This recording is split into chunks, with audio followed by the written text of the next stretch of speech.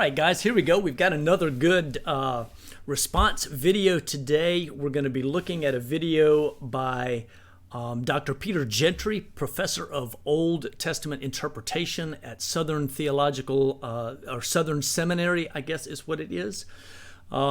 His video is maybe 6.5 minutes long, something like that. We're gonna hit a couple major high points on this. I want to start just with the title. I think it's important that we take a look and understand what's being said when something is being said.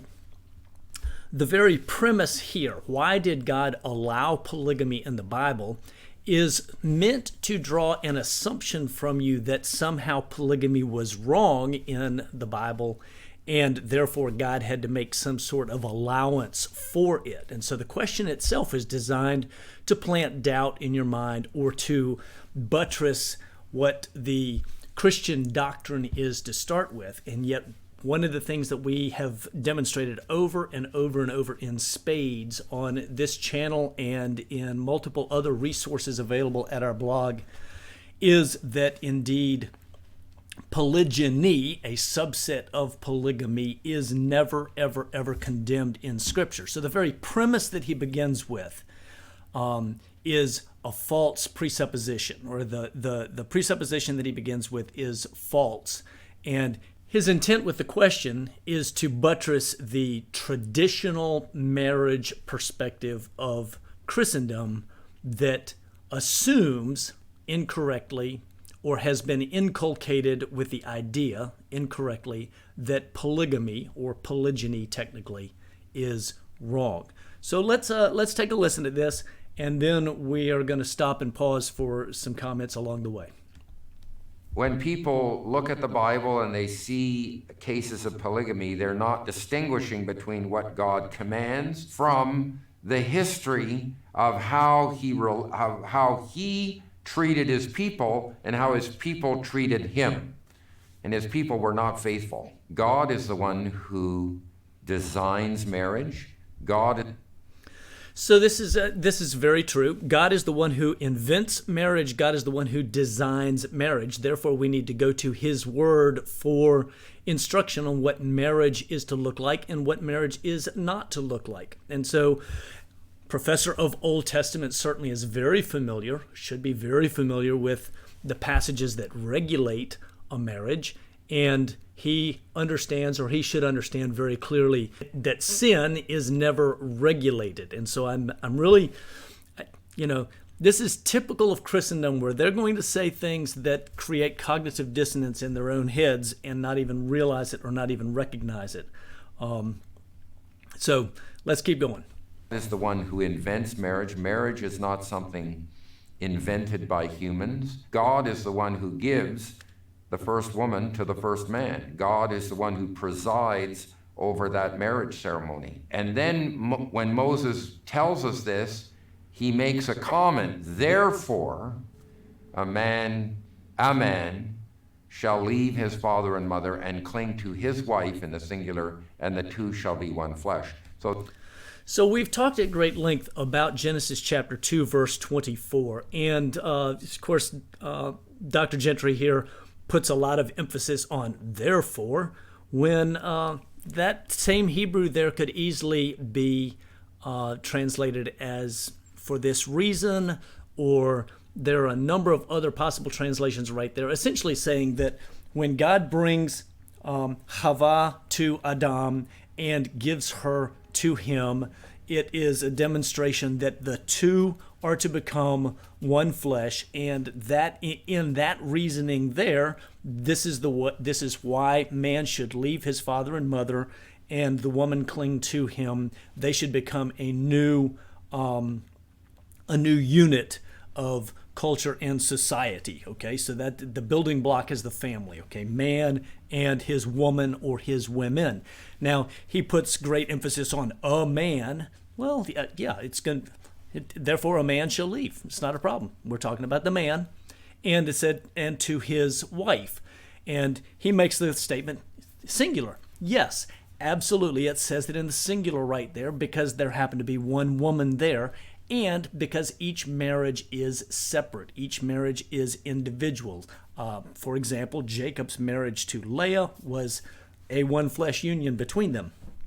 His marriage to Rachel was a one-flesh union between them, and they produced flesh, each of them. One producing 6 sons, another producing 2 sons, and the same with Zilpah and Bilhah. It's not a group marriage. Each marriage is one flesh, and it is, I think the major point that Yeshua makes later on is that union, once it comes together, is indissoluble. It can't be torn apart. Of course, he will refer to that towards the end here, trying to make it all about one man and one woman, but that's not the point of the passage, nor is it the way that Yeshua uses it.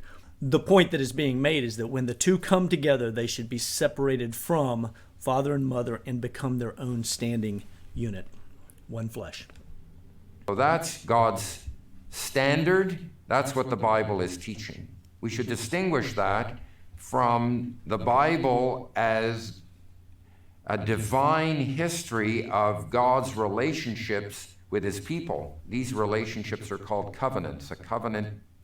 Now he's going to go through multiples of these different persons and relationships and subtly throw the patriarchs and others under the bus in a very careful manner.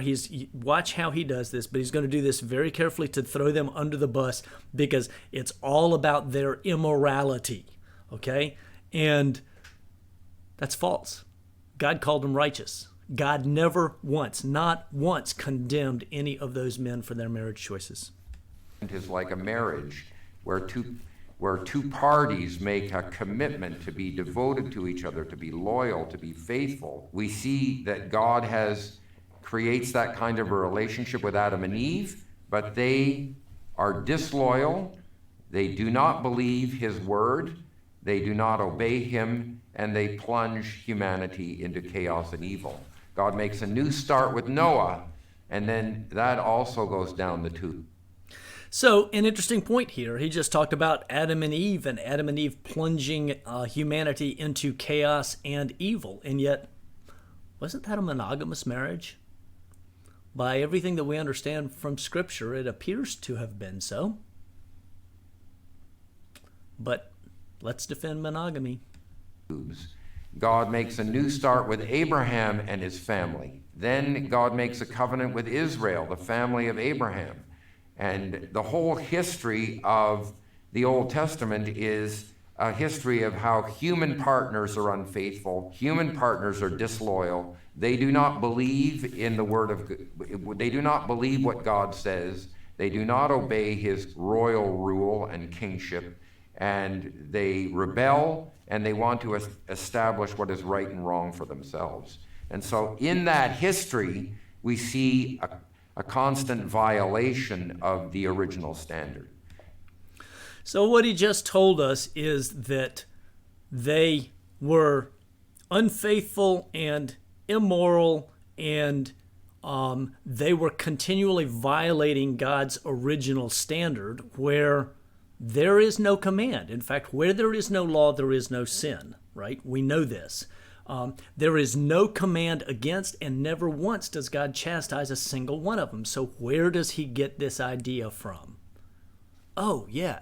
It's from Greco-Roman law and the standard of one man, one woman coming out of Greco-Roman law, because that's the only way that you could have a heritable son. Yeah. And so that's what we're seeing. We see that with Abraham, God promises him a child. He doesn't trust God. He doesn't wait for God. He tries to do it on his own strength, and he has a relationship with Sarah's female servant. Jacob also has 2 wives. Is that a wonderful relationship? No, it's not a wonderful relationship. The Bible is showing that this brings in all kinds of trouble. In the book of Judges. You've heard me say it before. I'll say it again just for the sake of whoever our new viewer may be. Constantly Christendom brings along this trope about how polygyny creates so much trouble in marriage, and yet what do we see coming out of Adam and Eve? Cain committed murder. What do we see out of Noah? Whatever Ham did to his father or his mother that resulted in Canaan and that curse. What do we see with Isaac and Rebekah? We assume that to be a monogamous situation. And with them, Isaac and Rebekah, we have Jacob and Esau still fighting. And so just because we're given a story, typically what we're given in the story is we're given the drama, we're given the points that play into or play toward the drama of the whole story. And God, being the greatest of all authors and producers and actors and the whole 9 yards, he produced a story that's filled with drama. And some of that drama comes through the familial relationships that we have in marriages. And yes, that is something that is normal. But show me monogamous marriages that are perfect. I can find you jealousy. I can find you all kinds of, every sin that he can name that comes out of or that is named among the patriarchs and with those who participate in monogamy or polygyny. Every single one of them, I can find those same sins common today in monogamous marriage. So the form of marriage has zero to do with it. What that does is it exposes the heart. Polygyny exposes the heart a little bit better, maybe. It tells us that these judges had many wives. Why? Because they were aspiring to be king. So most people in the ancient Near East only had one wife. Only kings could afford to have many wives. So when you read the Bible... Only kings could afford to have many wives. No, that's false. And he says that the average person in Scripture had one wife. Let's take a look at Chronicles chapter 7. This is 1 Chronicles chapter 7, the genealogy of Issachar. And if we look down here, talking about the genealogy from Issachar, with them by their generations according to their fathers' households were 36,000 troops of the army for war, for they had, many wives and sons. Issachar had many wives and sons. This isn't just the kings. This is the common man, okay? And something else that we're taught about Issachar, or that we know about Issachar from 1 Chronicles chapter, I think it's 1 Chronicles chapter 12. I thought I had it queued up here, but we'll go there real quick. 1 Chronicles 12. If we bounce down here to verse 32-ish, of the sons of Issachar, men who understood the times with knowledge of what Israel should do. Their chiefs were 200 and their kinsmen were at their command. Here's the point. We're given a specific detail about Issachar. Some interpret this or understand this to be men of discernment and wisdom. Okay? They understood the times and they had knowledge. So we're not talking about guys who were just out doing something they weren't supposed to be doing. These were men who had many wives and they had discernment and wisdom and understanding. So there you go, Dr. Gentry. The Bible is not promoting polygamy. It's showing us that only royal figures had many wives. False. And it's also showing us that this is not ideal, that this caused all kinds of difficulty and hardship and trouble. So it was not ideal for Jacob. If you go back and read that passage, Dr. Gentry, you will notice that it is God who opens wombs and God who closes wombs and God who creates the circumstances for Jacob to have 4 wives. He orchestrates that. And if you look at Genesis chapter 30, verse 17, you'll see that Leah acknowledges that when she says, because I gave she says, God has rewarded me. Technically, I think with Issachar, if I'm not mistaken. Let's see here, because this is a good little tie-in. I hadn't even noticed that when we're talking about Issachar. God gave heed to Leah, and she conceived and bore Yaakov a 5th son. That's verse 17. Verse 18, then Leah said, God has given me my wages because... Dr. Gentry, because I gave my maid to my husband. She gives acknowledgement to God as the one who created the circumstances and then blessed her for obedience. How about that? So she named him Issachar. I wonder where Issachar got the idea to have many wives for the sake of having many sons, which allowed them to have many men of war. Yes, Scripture. Scripture's true. Men are liars. And the fighting among the wives and it's not a satisfactory relationship. We see that in the case of David. Nathan the prophet came to him and spoke to him and gave a parable about a guy who had many sheep and a poor man who had only one sheep. And when someone came and he had to show hospitality, instead of slaughtering one of his many sheep, he stole the one sheep that this poor man had.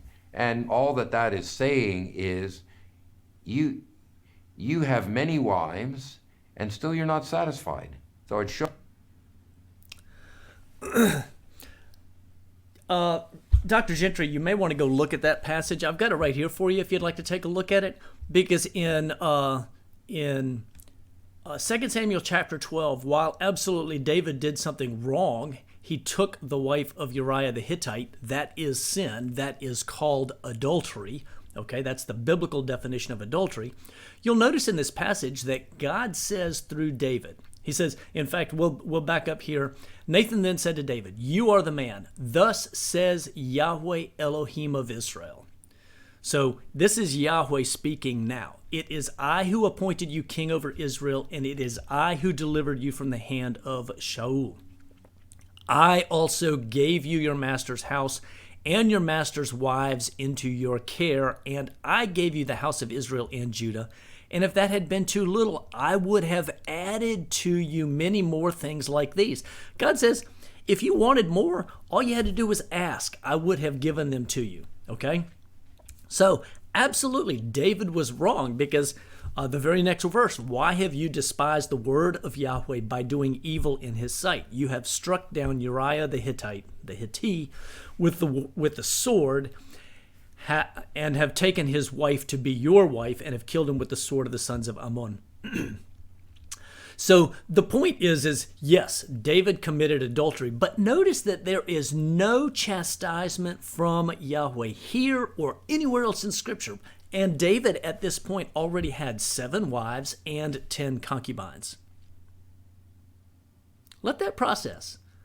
Later on, God says David did right in the sight of the Lord all the days of his life, except in the matter of Uriah the Hittite. This right here, okay? So, yes, David committed adultery, and that was very wrong. But God says he breathes not a word about the number of wives he has, and actually says, "I would have given more."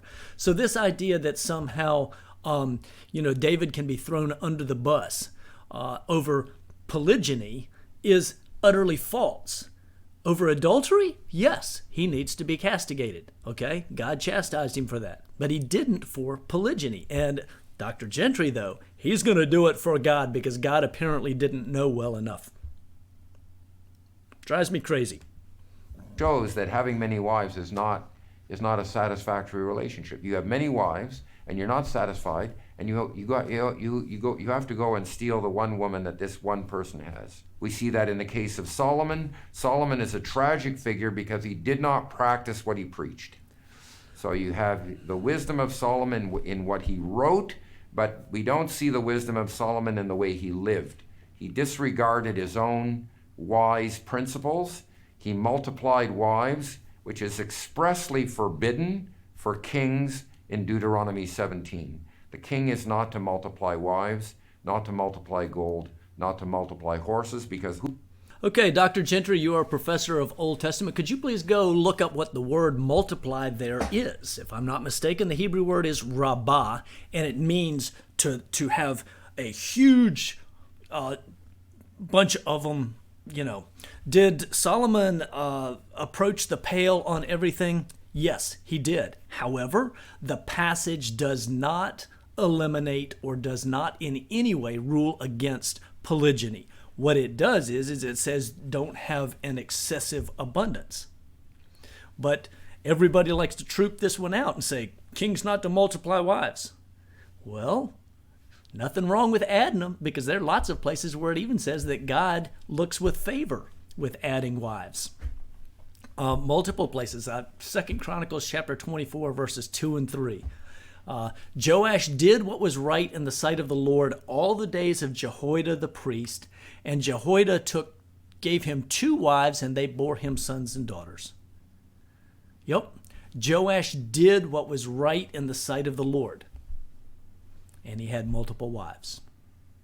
He just didn't have a whole boatload. But apparently, what David had wasn't enough to be considered multiplying. So, of course, he goes on and talks about this. If the king's not to multiply wives, he's also not to multiply gold. He's not to multiply horses. How many pieces of gold is the king allowed to have? 1, 2, 5, 10? How many pieces of gold? How many horses? Just 1? 2? I know people that have multiple horses. There's, nobody, never even thought about this, but nobody goes and says, hey, Scripture says kings aren't supposed to multiply horses, therefore you can't multiply horses because the king, you should aspire to be just like the king. They do that in Christendom, You should all aspire to be elders because the elder says 1 wife. Of course, they misinterpret what 1 wife is, but anyway, yeah. Who is a king going to marry? He's going to marry a princess from another country, and it's going to create a political alliance, and they're going to trust in that alliance, and they're not going to trust in the Lord. He's not to multiply horses because he's not to rely on chariots and military hardware. He's not to multiply gold because he's not to trust in his ability to pay other kings to deliver him. And all of that sounds nice, and yes, he's to put his trust in Yahweh. Absolutely, I agree. All of that sounds nice, and it's a well-constructed argument based on the false premise that having 2 wives is multiplying. Right? Solomon had 700 wives and 300 concubines. That's excessive. Nevertheless, the point is simply that verse can't be used as a rule against polygamy. If anything, it is a supporting verse for polygyny because what it says is just don't have too many. That's what it says. Don't have too many. So having more than 1 is not a problem. To put his trust in Yahweh. So what? The history of the Bible shows, even though these were men of faith, they're not men of morality. Not everything they did was moral. If you look at the New Testament and look at what Jesus says in the New Testament and look at what the apostles say, they never hold up anyone from the Old Testament as a moral example. They hold them up as examples of faith, but not as examples of morality. So there's a very clear difference between what God commands and instructs us to do in marriage and how his people actually behaved. So, what does God command in marriage? What are the commandments for marriage there, Dr. Gentry? I want you to go find me the commandments for marriage. If a man takes more than 1 wife, he's to make sure that he does not reduce her clothing and her conjugal rights and her provision. If a man has 2 wives, he is to make sure that the true firstborn is the firstborn, not the firstborn of his favorite. There's another that says that if you marry sisters, you're not to take the sister if your purpose is to vex or create a rivalry. Another says that if you marry a woman, you're not to marry that woman's daughter at the same time, which by definition means it's okay to marry a different woman. You just can't have the daughter. There are some marriage laws, right? And you will notice that among the patriarchs, they didn't break those marriage laws. They were moral in their marriages, righteous in their marriages. The patriarchs that are held up as models of faith are also often held up by Scripture as moral. In the history that's recorded for us. Just because these things happened in the Old Testament We have to listen to what the narrator is saying. The narrator is not saying this is a good thing. He's showing that it's a bad thing. It creates all kinds of problems. False. And it doesn't create a satisfactory way to live. False. Because it's abandoning the creation standard. So again, here we have, it's another one. I am working on some new clips so that I can have something behind me here as we watch these things burn, because tradition is just that. It's tradition. Doctrines of men is just that. Doctrines of men. It holds no sway over us, holds no sway over someone who wants to honestly seek what the Word says. Now, a caution, as I often give, and I need to give more often. Just because you see this in Scripture doesn't mean you need to run right out and do it. Rather, what you need to do is learn, grow, manage your house well, and should the Father bless you or put you in a position where you need to take care of more than one woman, at that point you need to pursue Him first and make sure that you've got Him at the forefront and that you're actually walking in obedience there.